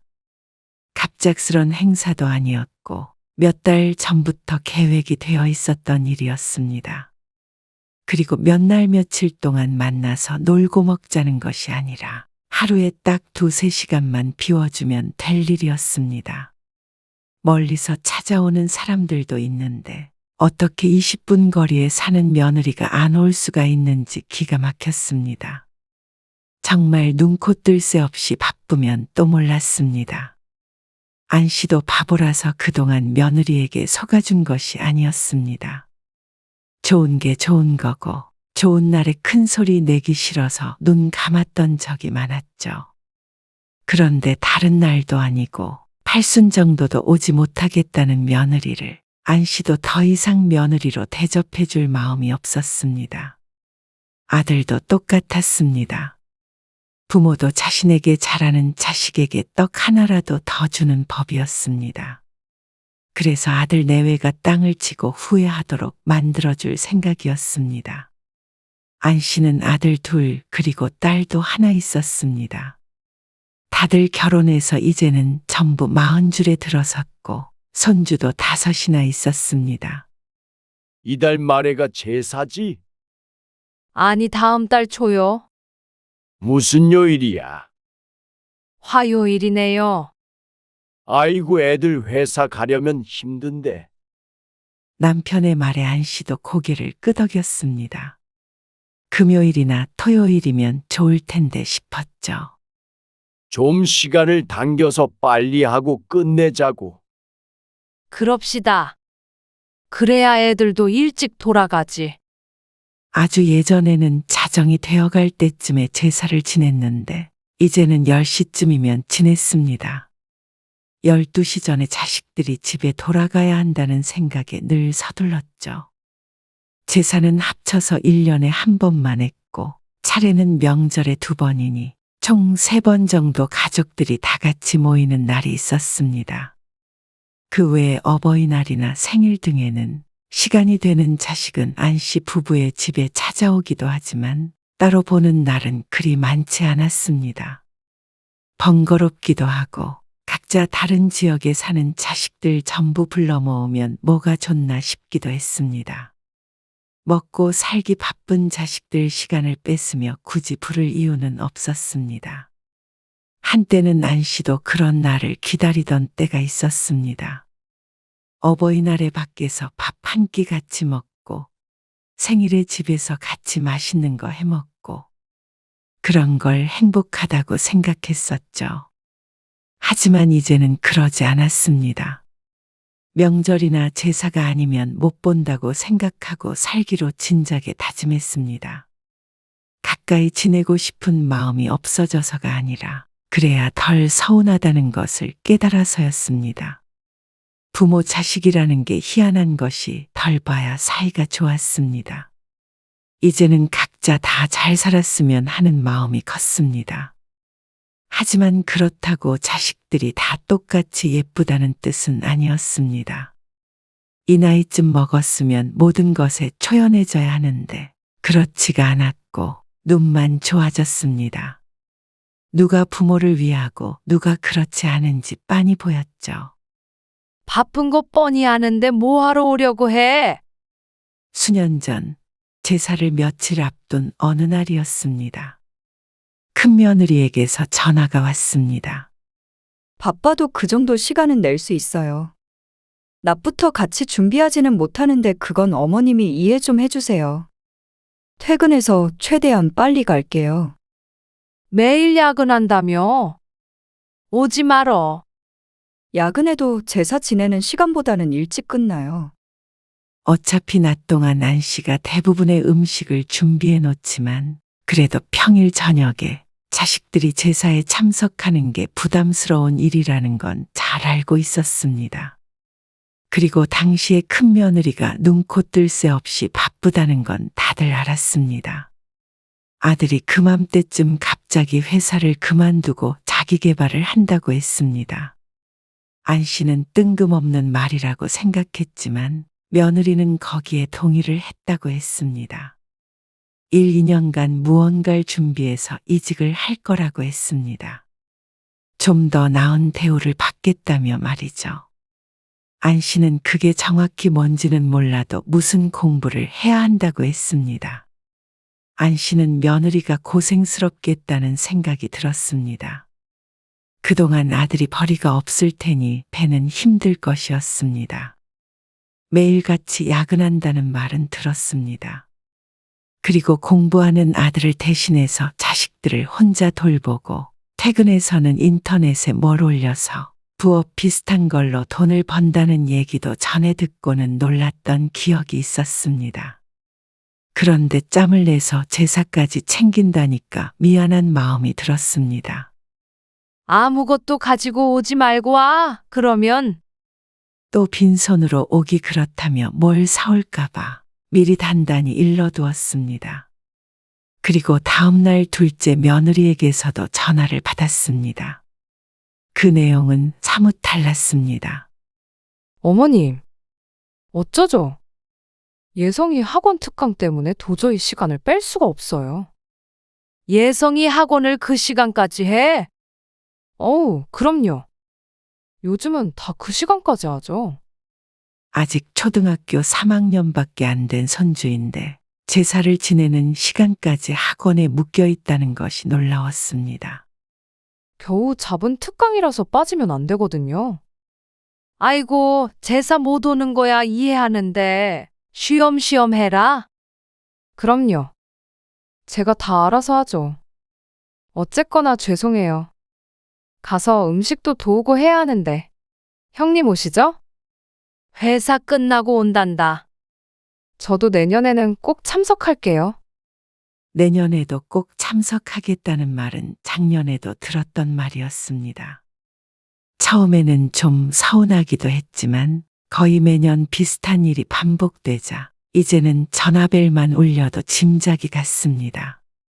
못 온다는데 어쩌겠나 싶었습니다. 그래, 알았다. 예성이 아빠는 온대니? 네. 예성이 아빠만 보낼게요. 음식도 좀 덜 차리고 그게 나을 것 같기도 했습니다. 그리고 당일이 되었을 때 딸이 어린 손주 둘을 데리고 일찍 도착했습니다. 멀리서 오느라 고생했네. 차 많이 막혔지? 낮은데도 좀 막히네. 1시간 반 정도 떨어진 곳에 사는 딸이기에 오는 길이 힘들었을 것이었습니다. 사위는 회사 때문에 오지 못하고 애들 때문에 휴직해서 집에 있는 딸만 낮에 도착했습니다. 이거부터 하면 돼. 남편이 손주들을 보고 있고 딸이 제사 음식을 하는 걸 거들었습니다. 그래도 딸이 먼저 와줘서 다행이었습니다. 아무리 조금 한다고 하더라도 손이 많이 가는 게 사실이었습니다. 매년 가짓수가 줄어드는데도 참 번거로운 일이었죠. 그리고 저녁 늦은 시간이 되자 큰아들 내외가 도착했습니다. 손주 둘도 함께 대동한 상태였습니다. 어머님, 이리 주세요. 제가 할게요. 며느리는 도착하자마자 손만 씻고 이것저것 할 일을 찾아서 척척했습니다. 빠릿빠릿해서 오히려 안씨가 정신이 없을 정도였습니다. 어머님은 앉아 계세요. 차리는 동안 그리고 10시가 다 되었을 때 뒤늦게 작은 아들이 마지막으로 도착했습니다. 아, 오늘 퇴근이 늦어져서요. 준비 다 됐어요? 그래. 어서 들어와. 작은 아들이 들어와서 안씨의 옆에 섰습니다. 예성이 이 시간에도 학원에 가? 아, 예. 지금쯤은 집에 있겠죠. 비록 아들네 집과 안씨의 집은 20분이 채 안 걸리는 거리였지만 그저 고개를 끄덕였습니다. 꼬박꼬박 와서 챙기는 큰 며느리가 고마운 거지 자주 오지 않는 작은 며느리가 미운 것은 아니었습니다. 걱정인 것은 큰 며느리가 서운해할까 봐였습니다. 어머님, 두세요. 제가 치울게요. 아니야. 내가 치울 테니까 비켜서 봐. 그래서 안씨가 더 분주하게 움직이게 되었죠. 제사가 끝나고 안씨는 큰 며느리의 한숨 소리를 들었습니다. 힘들지? 힘들어도 1년에 한 번인데요. 뭘? 동서는 또 뭐가 바쁘대요? 예성이 학원 때문에. 하지만 더 나이가 많은 두 손주들이 큰 며느리와 함께 와 있었습니다. 아직 초등학생의 학업 때문에 못 온다는 것은 핑계처럼 들리는 게 사실이었습니다. 그냥 눈 가리고 아웅하는 것이었죠. 한두 번이 아니기에 큰 며느리도 어느 정도 포기를 한 모양이었습니다. 생일이든 무슨 날이든 제일 가까이 사는 작은 아들네가 제일 참석률이 낮았습니다. 사실 참석률이라고 하기에도 민망한 것이 참석한 날을 꼽는 게 어려웠습니다. 1년에 한 번 보면 올해는 많이 봤다 할 정도였습니다. 매번 변명은 다양했는데 대부분이 손주의 학업이었습니다. 하지만 그마저도 손주가 중학교에 들어가면서 써먹기가 힘들어졌습니다. 뭐? 예성이가 그렇게 사고를 치고 다닌다고? 그러게 나도 몰랐는데 요즘 오빠네 집 분위기 장난 아니야. 어떻게 알아? 모를 수가 없어. 오빠랑 새언니랑 맨날 학교도 들락날락 하는 것 같던데. 학교에도 불려가? 불량한 친구들이랑 어울리나 봐. 얼마 전에 가출한 걸 오빠가 다시 끌고 왔대. 딸의 말을 듣고는 깜짝 놀랐습니다. 안씨도 전혀 몰랐는데 손주가 진작에 공부하는 담을 쌓았다고 했습니다. 여태껏 예성이 학원 다녀서 제사도 못 오고 명절에도 못 온다고 그러더니 다 핑계야. 딸이 궁시렁거리는 소리를 들으며 안씨도 한숨을 쉬었습니다. 아들네에 안 좋은 일이 생겼다니 안타깝지만 딸이 투덜거리는 것도 이해가 갔습니다. 이제는 무슨 핑계를 대려나 궁금하네. 그런데 그 뒤로 작은 며느리는 양심껏 손주 얘기는 꺼내지 않았고 바쁘거나 아프다는 말을 자주 하게 되었습니다. 안씨의 칠순에도 말이죠. 어쩌죠? 어머님, 너무 바빠서 못 갈 것 같아요. 작은 며느리는 손주가 태어나고 회사를 나와서 쭉 복직을 하지 않았습니다. 한 달에 한두 개씩 일을 받아서 집에서 부업처럼 한다고는 들었습니다. 그래서 한 달에 한두 번씩은 바쁜 날이 종종 있는 건 알고 있었죠. 지금이 그때인가 보다 싶었습니다. 그럼 어쩔 수 없지. 바쁘다는데. 칠순 미리 축하드려요. 가진 못해도 제 마음 아시죠? 그래, 알어. 고맙다. 안 씨는 그렇게 전화를 끊었는데 다른 시누이는 시누인가 싶었습니다. 작은 며느리가 못 온다고 하자 전화를 건 모양이었습니다. 아무리 그래도 칠순에 빠지냐고 말이죠. 주말에 다들 시간 내서 오는 건데 유일하게 작은 며느리만 바쁘다고 하니 딸이 화가 단단히 난 것 같았습니다. 아니, 아무리 바빠도 칠순에 밥 한 끼 못 먹을 정도로 바쁠 리가 있어? 집에서 일하면 충분히 조절할 수 있는 문제잖아. 나도 멀리서 가는데 그렇다고 전화해서 따졌어? 따진 게 아니라 뭐가 그렇게 바쁘냐고 물어본 거야. 그러니까 완전 귀청 떨어지는 줄 알았어. 내가 새언니 일에 대해서 뭘 아냐면서. 바쁘다는 걸 뻥치는 사람이 어딨냐는 거야. 아니, 누가 뻥이래? 얼마나 바쁘냐고 그런 거 가지고. 안 씨가 골이 아파서 머리를 짚었습니다. 막내딸과 작은 며느리가 전화로 대판했다는 소리에 심기가 어지러웠습니다.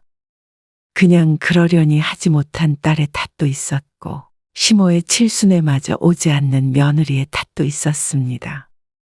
그래도 안 씨가 어머니로서 할 수 있는 말은 한 가지였습니다. 내 칠순 때문이면 괜히 싸우느라 힘 빼지 말어. 올 사람 오고 못 오는 사람은 어쩔 수 없는 거지. 하지만 딸뿐만이 아니라 큰 며느리도 불만이 있는 것 같았습니다. 아무래도 며느리가 둘인데 며느리 역할은 혼자만 해야 하나 싶은 것 같기도 했습니다. 그때부터 안 씨 부부는 가족 행사를 줄이자 싶었습니다. 안 그래도 남들보다 적게 만나긴 하지만 명절 같은 때가 너무 의무처럼 느껴지지 않았으면 했습니다. 그래서 명절에 지내는 차례는 없애자고 했습니다. 안 씨도 나이가 들었고 젊은 며느리들에게 괜히 고생을 시키고 싶지도 않았습니다. 명절이라도 그냥 얼굴 한번 보고 밥 한 끼 먹고 헤어지면 되지 않나 싶었습니다. 그러면 좋긴 하지. 요새는 그런 집들도 많다고 하니까. 딸은 좋은 아이디어라며 좋아했습니다. 그리고 큰 며느리는 말할 것도 없었습니다. 말은 안 해도 부담감이 있었던 것 같았습니다. 그리고 생일과 어버이날에는 누구도 오지 못하게 했습니다. 괜히 눈치 본다고 찾아오는 것도 원치 않았습니다. 특별한 날이면 오히려 남편이랑 둘이서 시간을 보내는 걸 택했죠. 그래도 자식들은 알아서 다들 잘 챙겼습니다. 오진 않아도 전화도 자주 하고 말이죠. 그리고 그 중에서 한 놈은 제외였습니다. 어머님, 몸이 안 좋아서 병원에 가봤더니 독감이래요. 혹시라도 가족들한테 옮길까 무서워서 이번 추석에는 못 갈 것 같아요. 어디가 많이 안 좋아? 네, 그러네요. 그러면서 자꾸만 콜록콜록 기침을 해대는 작은 며느리. 그래, 알았다. 밥 한 끼도 못 먹고 가느냐고 묻지 않았습니다. 대답이 뻔했으니 말이죠. 작은 며느리에게 연락이 온다면 용건은 하나였습니다. 아프거나 바쁘거나. 참 신기했습니다. 이 정도라면 일상생활은 가능한가 싶었습니다. 아니면 안 씨 집안에 무슨 일만 있으면 때맞춰 아프게 되는 것인지 궁금했습니다. 물론 궁금하다고 해서 묻지 않았습니다. 추석 때 작은 며느리 하나 안 온다고 큰일이 나는 게 아니니 말이죠. 그러던 어느 날이었습니다. 밤늦게 잠자리에 들기 전 남편이 화장실에 갔다가 미끄러졌는지 어지러웠는지 쿵 하고 쓰러졌습니다. 안방에 들어가려고 그 옆을 지나던 안 씨가 놀라 일으키려고 해도 힘들었습니다. 머릿속이 새하얘졌습니다. 휴대폰을 들긴 들었는데 구급차 번호가 도무지 안 떠올라서 숫자 1만 누르다가 결국 큰아들 번호를 먼저 눌렀습니다. 그런데 신호음만 가고 전화를 받지 않았습니다. 얼른 끊고 자식들 번호를 막 눌렀는데 하필이면 작은 며느리에게 걸린 전화. 불행인지 다행인지 신호가 얼마 안 가서 며느리가 전화를 받았습니다. 지금 네 시아버지가 어디가 아픈가 넘어져가지고. 안 씨가 횡설수설하는데 작은 며느리가 조금 놀란 듯 대꾸했습니다. 넘어지셨다고요? 119 얼른 부르세요. 아, 구급차 번호가 생각이 안 났지 뭐냐? 저보다 그게 빠르죠. 저 지금 바빠서 밥도 못 먹고 일하고 있어서 지금 당장 나가지는 못하거든요. 아주버님한테 전화해 보셨어요? 이만 끊으마. 구급차 불러야 해. 안 씨는 며느리가 하는 소리를 다 듣지도 않고 전화를 끊었습니다. 결국 다른 사람한테 전화하란 소리였으니 말이죠. 전화를 끊고 나자 조금 마음이 차분해졌습니다. 침착하게 구급차를 부르자 큰아들에게서 전화가 왔습니다. 병원으로 바로 오겠다고 했습니다. 그리고 조금 후에 안 씨는 병원에서 두 아들을 만났습니다. 제가 연락했어요. 큰아들이 작은아들에게 알린 모양이었습니다. 그리고 한참 후 다행히 머리에는 이상이 없다는 말을 들으니 다리에 힘이 풀리는 것 같았습니다. 아들들도 한시름 놓은 표정을 지었습니다. 그때 큰아들이 안 씨에게 말했습니다.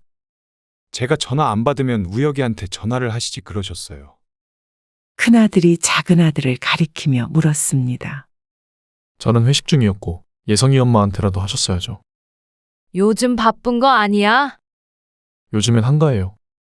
집에 계속 있는데. 이미 전화통화를 한 건 모르는 모양이었습니다. 아무리 일을 해도 회사에 있는 것도 아닌데 못 온다는 말에 야속하다고 생각했었는데 그조차도 거짓인 모양이었습니다. 그때 안 씨는 작은 며느리에 대한 마음을 아주 접어버렸습니다. 원래는 그래도 내 며느리라 딸이 뭐라고 해도 감쌌고 미워하지 않으려고 노력했습니다. 하지만 이건 해도 너무한 듯 했습니다. 며느리에게 시집 식구들은 식구가 아닌 것 같았습니다. 그냥 피하고 싶은 귀찮은 존재들인가 싶었습니다. 그런데 아무리 그래도 시아버지가 쓰러졌다는데 그런 반응을 보일 줄은 몰랐습니다. 그리고 안 씨가 전화를 했었던 사실은 안 씨밖에 몰랐습니다. 다들 큰일 날 뻔했다는 말만 했지 작은 며느리가 그 상황에서 바쁘다고 했던 것은 알지 못했습니다. 안 씨는 입을 다물었습니다. 하지만 2년 뒤 남편의 팔순에도 오지 않는 며느리를 보니 그때 아무 말 안 하고 넘어간 게 후회가 됐습니다. 사람이 아무 말을 안 하니까 바보 취급을 하는 것 같았습니다. 그래도 팔순인데 잔치는 해야 하지 않아? 맞아요. 칠순 땐 잔치 안 했으니까 그래도 친척들도 좀 부르고 해야죠. 네 아버지는 가족끼리만 모여서 밥 한 끼 먹자던데. 그건 언제든지 할 수 있는 거고요. 한 번밖에 없는 팔순인데 잔치까지는 아니더라도 손님도 좀 더 초대하고 해야죠. 그럼 너무 거창하게는 하지 말고. 네. 저희가 알아서 준비해 볼게요. 가까이 사는 친척들도 초대를 해서 식당에서 식사를 하기로 했습니다. 너무 요란한 건 남편이 바라지 않았지만 그래도 팔순은 좀 더 특별했으면 한다는 게 자식들의 말이었습니다. 세 자식들이 돈을 걷어서 한다고 했습니다. 그래서 인원수에 맞춰서 예약을 했죠. 그게 팔순 서너 달 전이었습니다. 그런데 팔순을 얼마 안 남겨두고 작은 며느리가 오지 못하겠다는 말을 했습니다. 참, 이게 이상하게 꼭 이런 때 일이 생기네요. 공교롭다는 듯이 얘기하지만 안 씨는 기가 찼습니다. 어쩐지 지난 설에 오랜만에 왔다 싶었습니다. 그렇게 계속 시집 행사에 참석할 며느리가 아니었습니다. 하지만 이번엔 올 줄 알았습니다. 다른 날도 아니고 말이죠. 그리고 남편이 쓰러졌던 날 이후로는 어째 얼굴을 몇 번 비추는 것이 미안한 마음이 있긴 한가 싶었습니다. 하지만 사람이 그렇게 쉽게 바뀌지 않는 것 같았습니다. 너는 어떻게 주말에 하는 팔순에 잠깐도 못 온다고 그러는 거야? 그게 일 때문에요. 몇 달 전부터 약속이 돼 있던 거잖아. 일이 갑자기 들어와서 그래요. 자고 가라는 것도 아니고 또 가깝잖냐? 와서 밥 먹고 얘기 좀 하다가 갈 시간도 없다는 거야. 이렇게까지 따져본 것이 처음인 것 같았습니다. 좋은 게 좋은 거다 생각했던 세월 때문에 며느리가 이럴 수 있었던 것 같았습니다. 안 씨가 언성을 조금 높이자 며느리가 말했습니다. 어머님, 제가 다른 것도 아니고 일 때문에 바빠서 그런 거잖아요. 먹고 살려고 그러는 건데 그렇게 윽박을 지르시면 서운해요. 뭐? 제가 집에서 놀고 먹는 줄 아시는데요? 저도 집에서 일도 하고 그래요. 바쁜 걸 바쁘다고 그러는데 아버님 팔순잔치에 못 간다고 그렇게 말씀을 하세요? 기가 막혔습니다. 지난번 명절인지 제사인지는 아프다고 그랬다가 밖에서 딸과 딱 마주친 적도 있었습니다. 그러면서 어쩜 이렇게 뻔뻔하게 따지고 드는지 몰랐습니다. 지난 설에도 바빠도 가려고 제가 얼마나 노력했는 줄 모르시죠? 그리고 제가 딱 못 간다고 말씀드린 건 아니잖아요. 그럴 가능성도 있다는 거죠. 아까는 일 때문에 못 온다고 그러더니 이제는 그럴 수도 있다고 한 발짝 물러났습니다. 너무한다 싶었습니다. 설 당일에 잠깐 와서 얼굴만 비추고 음식만 싸간 것을 갖다가 생색을 내고 있었습니다. 그리고 평소에 한량 같이 사는 걸 모르는 식구는 없었습니다. 작은 아들도 종종 며느리에게 다시 회사에 들어가길 바라는 식으로 얘기를 하기도 했습니다. 그런 걸 보면 작은 며느리 하는 일이 이렇게까지 눈코 뜰 새 없이 바쁠 리가 없었죠. 매년 돌아오는 다른 날이면 몰라도 팔순 정도는 눈 딱 감고 올 수 있는 것 아닌가 싶었습니다. 환갑도 칠순도 아니고 말이죠. 아무리 오기 싫다고 해도 이 정도면 그냥 원수 사이가 아닌가 하는 생각까지 들었습니다. 안 씨는 밤새 뒤척였습니다. 며느리가 한 말이 자꾸 생각나서 잠이 오지 않았습니다. 이렇게 평생 살 생각인 것 같았습니다. 이런 게 무슨 가족이고 자식인가 싶었습니다. 아들도 똑같았습니다. 그런 며느리를 뻔히 알고 있으면서도 무슨 일이 있으면 혼자 오거나 아예 같이 오지 않는 일도 많았습니다. 며느리의 모든 행동이 다 아들이 묵인하니까 할 수 있는 것들이었습니다. 그리고 팔순 전날 오후에 안 씨는 작은 며느리에게 전화를 걸었습니다. 오늘 도저히 못 오겠냐? 저도 가고 싶어요. 근데 일도 중요한 거잖아요. 아버님은 제가 따로 찾아뵙거나 전화를 드리거나 할게요. 시아버지 생신 못 갔다고 저를 너무 나쁜 며느리 취급하진 마세요. 어머님, 대신 형님이나 아가씨다 다들 잘 챙기잖아요. 저 대신. 그래. 알겠다. 정말로 못 온다는 거지? 네. 그렇게 됐네요. 안 씨는 더는 말을 잇지 않았습니다. 그리고 은행에 들렀다 왔죠. 다음 날 정말로 며느리는 오지 않았습니다. 시아버지의 용돈이라고 돈 봉투를 하나 들려서 아들만 보냈습니다. 둘째 아들 이혼했어? 이혼은 무슨... 아니, 며느리는 어디 가고 혼자 저렇게 앉아 있어? 바빠서 그렇지. 남편의 목소리가 들렸고 그걸 작은 아들도 들은 것 같은데 딴청만 피울 뿐이었습니다. 친척들 20명 정도가 왔고 다 같이 식사를 하고 헤어졌습니다.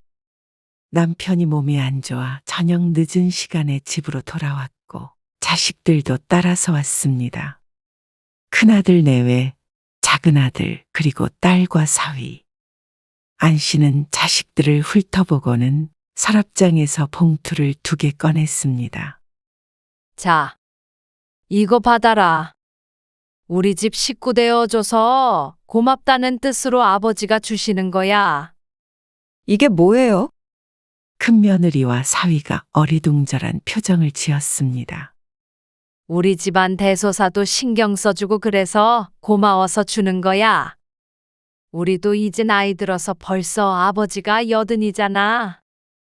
조금씩 재산 정리하려던 차에 생각나서 주는 거야. 그리고 그 봉투 안을 보더니 다들 깜짝 놀랐습니다. 각자 2천만 원씩 들어 있었습니다. 그리고 3천만 원씩 더 송금해 주마.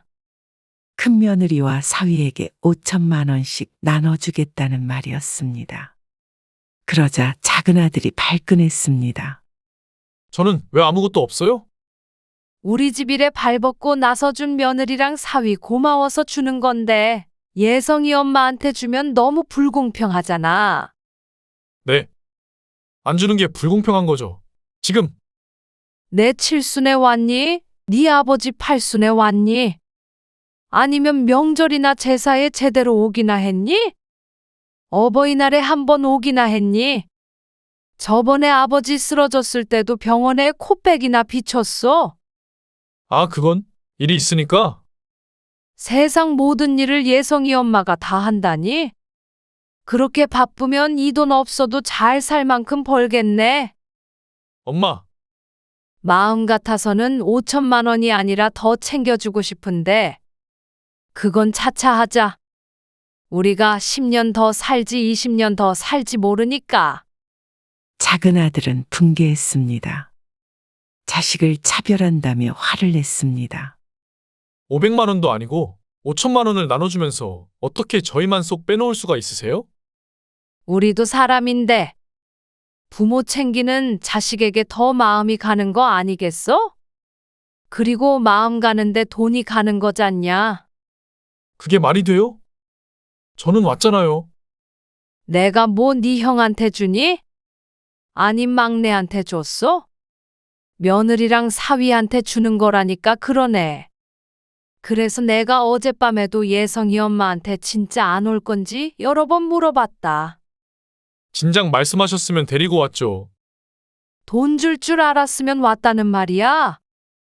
그러면 죽어도 못 올 상황도 아니었다는 소리네. 아니, 그게 아니고요. 어쨌거나 그런 줄 알고 이만 가봐라. 피곤하다. 아버지도 쉬셔야 하고. 그러자 큰아들네와 딸은 냉큼 일어났습니다. 작은 아들만 민기적 거리고 있는 걸 쫓아내버렸습니다. 그리고 다음날 아침 해가 제대로 뜨기도 전에 며느리에게서 전화가 왔습니다. 어머님 정말 이러시는 거 아니에요. 어떻게 장남한테만 돈을 주시고 작은 아들은 차별하세요? 막내도 줬다. 그런 말이 아니잖아요. 정말 서운해요. 일이 바쁜 걸 어떡해요? 예성이 아빠는 돈 줄 줄 알았으면 데리고 왔다던데. 그러면 그 정도로 바쁜 건 아닌 거 아니야? 그러자 아들처럼 꿀먹은 벙어리가 된 며느리. 팔순에 안 왔다고 이러는 거 같아? 결혼하고 그동안 우리 집 일에 힘들었을 며느리랑 사위한테 주는 돈인데 예성이 엄마 너도 받아도 된다고 생각하니? 이제부터 잘 참석하면 돼요? 이제 참석할 일이 또 뭐가 있냐? 어머님 팔순도 있잖아요. 글쎄 내가 그때까지 건강하게 살아있을지 모르겠네. 어머님, 지난 20년의 대가라고 생각해라. 그러자 며느리는 뒤늦게 사과를 했습니다. 작은 아들도 그렇고 후회한다고 했죠. 하지만 이미 끝난 팔순잔치를 다시 할 수도 없는 노릇이었고 지나간 일을 되돌릴 수는 없었습니다. 자식으로서 아무것도 하기 싫고 부모가 주는 건 똑같이 받고 싶다는 심보가 못된 자식이었습니다. 어째서 부모가 자식에게 공평하게 주어야 한다고 생각하는지 몰랐습니다. 자식이 부모에게 똑같이 하지 않는데 말이죠. 5천만 원이 아까웠는지 작은 아들 내외는 뒤늦게 후회에 눈물을 흘렸지만 안씨는 앞으로도 작은 아들에게 무언가를 해줄 마음은 없었습니다. 그리고 다른 자식들에게 덮어주는 대신에 부부끼리 잘 살자 생각했습니다. 자식이 오나 안 오나 이제는 정말 신경 쓰지 않고 명절도 그냥 각자 보내라고 했습니다. 그게 마음 편한 말년을 보내는 길인 것 같았습니다. 자식에게 분리된 삶을 사는 것이었습니다. 그러면 이런 일이 반복될 일은 없겠죠.